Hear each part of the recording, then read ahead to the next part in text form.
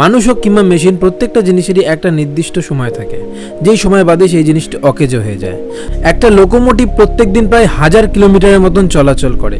সেই হিসাবে যদি দেখা হয় তাহলে 30 দিনে প্রায় 30,000 কিলোমিটার।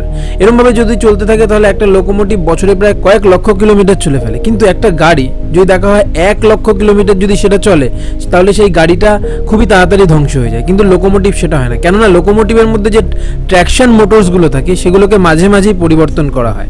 আর লোকোমোটিভের মেনটেনেন্স যে কোনো গাড়ির থেকে অনেক বেশি হয়।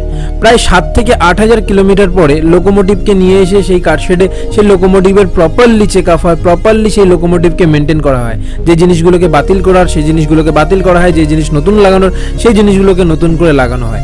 এইভাবে একটি লোকোমোটিভ প্রায় অনেক দিন চলে যায় এবং অনেক মাল এবং যাত্রী পরিবহন করতে থাকে। কিন্তু একটা নির্দিষ্ট সময় থাকে। লোকোমোটিভের মধ্যে লাগানো থাকে যে মিটারগুলো, সেই মিটারগুলো দেখে লোকোমোটিভের বয়স বা লোকোমোটিভ কত কিলোমিটার চলেছে সেটা নির্ধারণ করা যায় না। কেননা প্রত্যেকটা মেনটেনেন্সের পরে, প্রত্যেকটা চেকিং এর পরে, বা আমরা যে বলি সার্ভিসিং, আমাদের গাড়ি বাইক যেমন আমরা সার্ভিসিং করে থাকি, সেরকম সার্ভিসিং এর পরে সেই লোকোমোটিভের যে মিটারটা থাকে, লোকোমোটিভ কত দূরত্ব অতিক্রম করেছে সেটা নির্ধারণ করে, সেটাকে আবার জিরোতে সেট করে দেওয়া হয়।